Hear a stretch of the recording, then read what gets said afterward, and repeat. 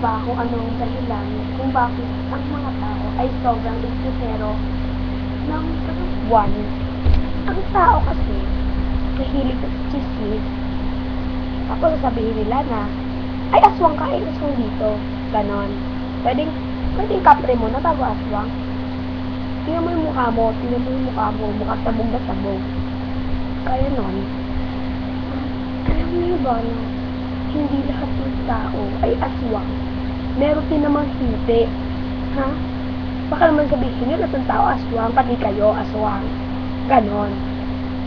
Kailangan you show respect. No? So,